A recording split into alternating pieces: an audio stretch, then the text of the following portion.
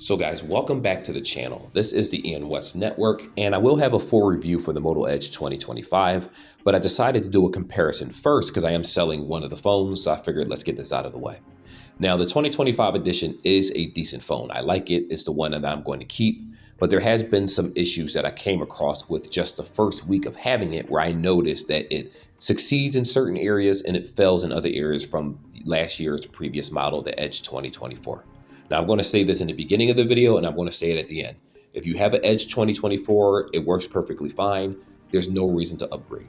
But if you're coming from a G Power, if you're coming from a stylus series, even the 2025 stylus, both Edges 2024 and 2025 perform better than those lines of phone. As a matter of fact, the Edges perform better than the Moto Razr Flip 2024 and Moto Razr Flip 2025. They had issues with the heat chamber when you play games, it overheated and it lagged a lot more.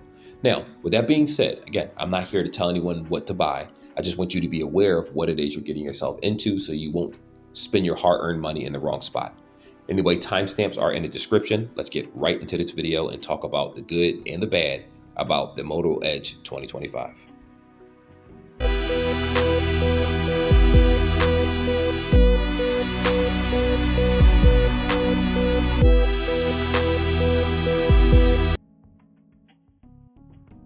Personally, I think that both of these devices have a pretty solid design overall. Wireless charging, of course, is 15 watts. Wired charging is 68 watts. Now, there is a difference. You can charge your Motorola Edge 2024 in about 39 to 40 minutes from 0 to 100% if you're not using the device. And it does take a little bit longer for the 2025 edition, even though it's the same wattage. You get about roughly 50 minutes or so. 50 minutes and under an hour, and you could charge it from 0 to 100. Now, I know this may be an issue for some people that is used to the charging speeds of the 2024, but as I use it throughout the day, I do notice that if you're using your device while charging at the same time, I do feel like the Motorola Edge 2025 charges a little bit faster while in use, while the Edge 2024 charges faster while not in use. Not really a big deal or detail, but just figure I'll let you guys know that. Now, there's another aspect that we definitely need to talk about. And this is a little weird to me. Now, I believe both of them do have the vegan leather. It's more pronounced and easier to feel, like texturized, more texturized on the 2024 edition, while the 2025, you could tell that they kind of scaled down on how much vegan leather they actually use. So much so where it almost feels more so like a plastic back, but you still do have that texturized feel. So it's still there, but I do feel like it takes away from the luster of the phone just a little bit. And if we just talk about the body of the phone itself, they did change the placement of the actual button on the left-hand side, which is like a quick slot button. You can't map it the same way you did previously on the 2024 version, but it does work with like the AI tools and things like that. So I'll leave that to my actual unboxing of the Moto Edge 2025. Don't worry, it's coming up pretty soon in the next couple days or so. Anyway, both of the frames are aluminum. I think I said that correctly, or aluminum, depending on how you want to say it. They are both IP68, but the 2025 edition is water and dust resistance along with IP69. So you are getting better overall protection in that regard. Now, but let's kind of backtrack real fast and talk about the aluminum or aluminium, or however you say it, body itself. To be honest, I feel like the Edge 2024 feels like a more solid phone in the hand. Like it's not thicker per se, but it feels like when you touch the sides of the phone, the top of the phone, you feel that aluminum touch going around it. I believe that's aluminum. It could be plastic for all I know, but I think that's where the aluminum is. And it feels, in my opinion, more of a premium product because of that. Like everything matters. You pick up your phone 20, 30, 40, 50, a million times a day. And if you're an editor or you do reviews, you pick it up even more than the average person. So you want to make sure the phone is comfortable. Now, granted, if it's inside of a case, it's not a big deal. Either phone is fine. But if you use it without a case, you are going to notice that you have a looser grip on the 2025 edition. It feels like the edges are more sharper. When you rub your finger against the side of it on the top, it feels like there's less real estate kind of, or maybe it's just a feel of the aluminum that they use is a little bit different. I don't know. I'm not a phone manufacturer, but I definitely feel like the quality of life features, like just holding the phone, feels cheaper in the newer 2025 edition.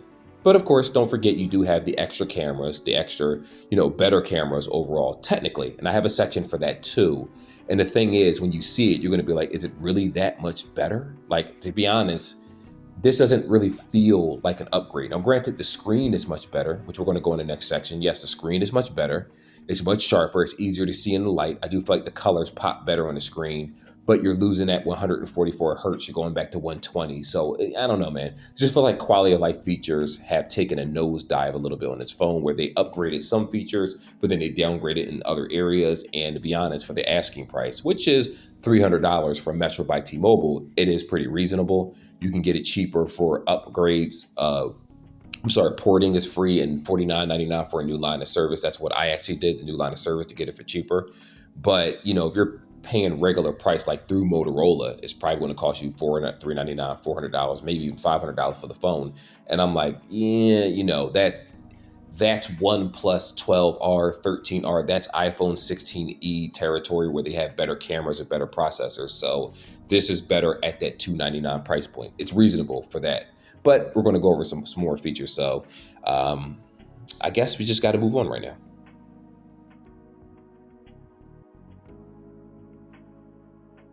So let's talk about the differences with the 2025 Edge versus the 2024 in the actual video that I'm showing you right here.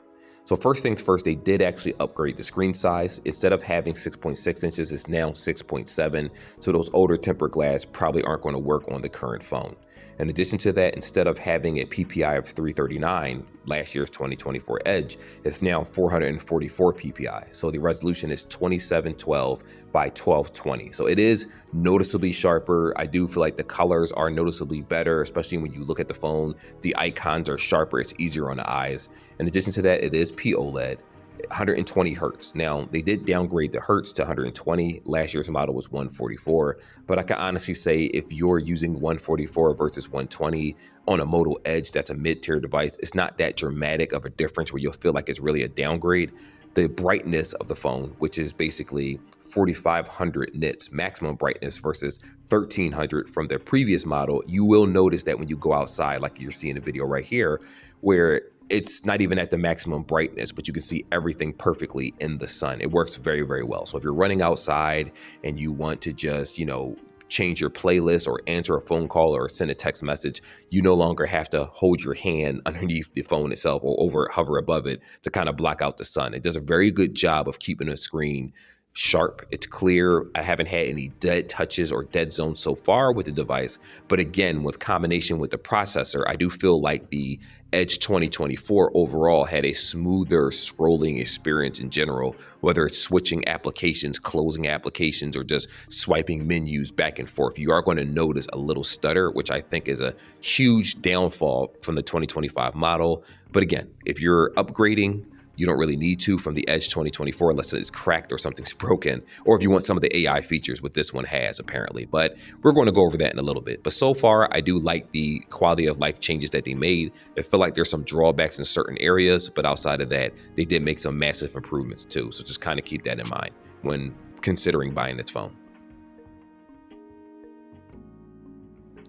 So let's talk a little bit about the camera differences. So you're seeing the videos right here. There's an Edge 2024 and one of them the Edge 2025.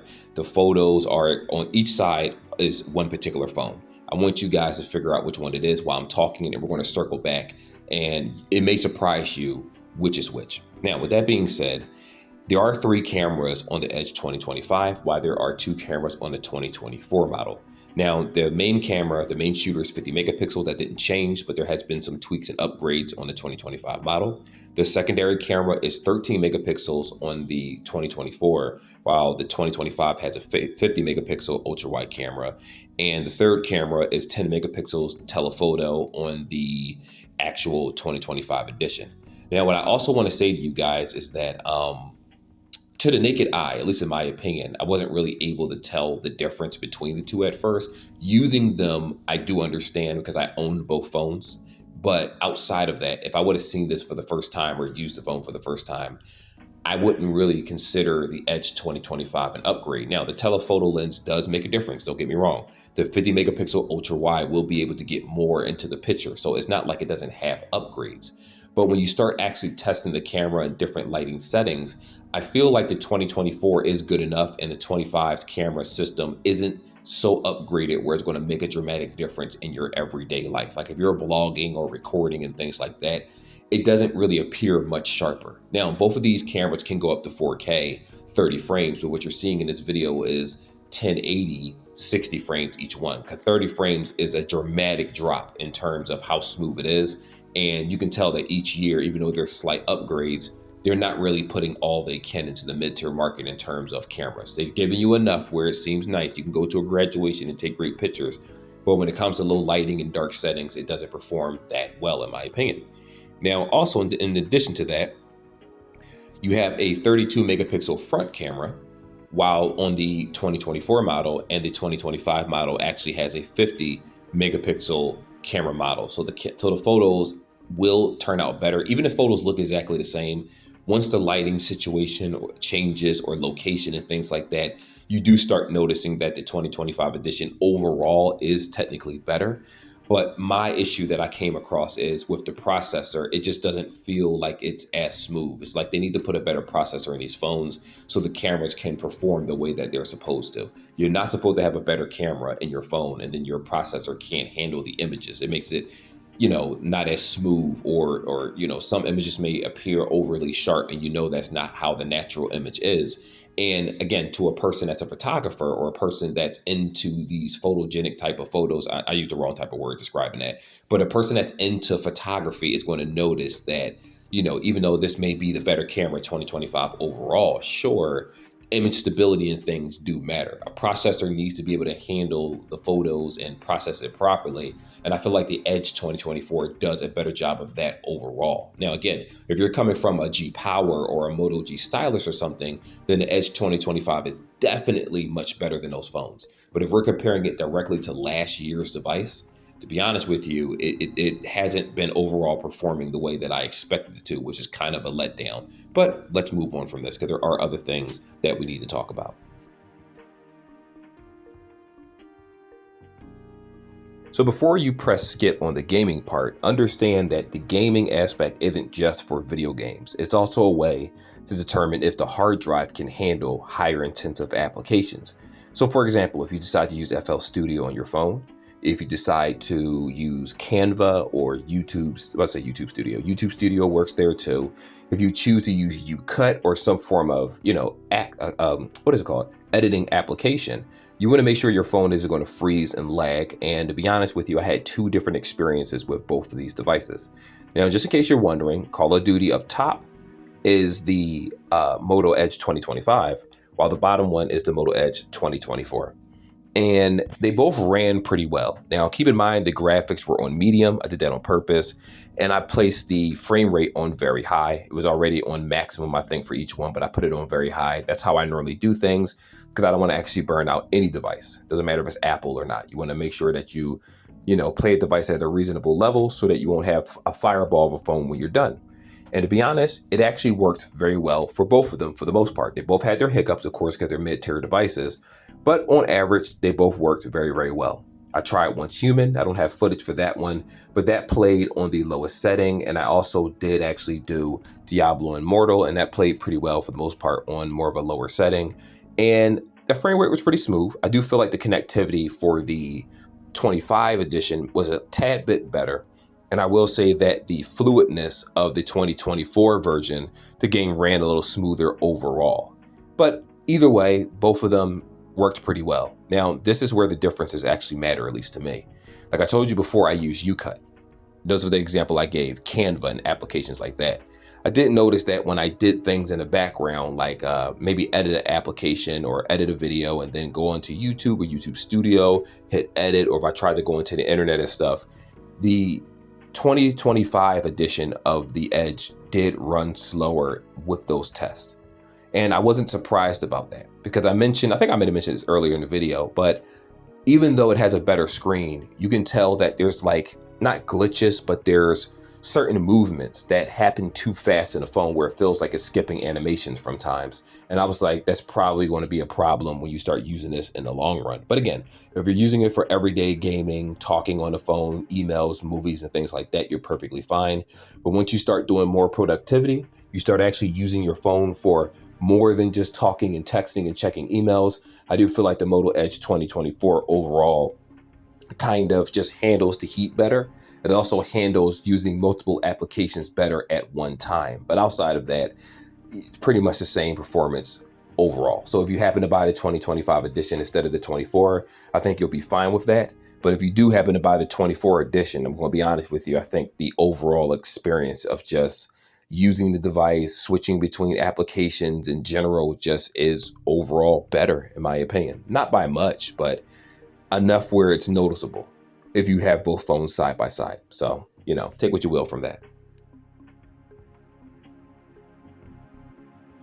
Now, I'm going to be completely honest with you guys. I bought the Edge 2025 simply because I like reviewing phones. I also bought the Stylus 2025.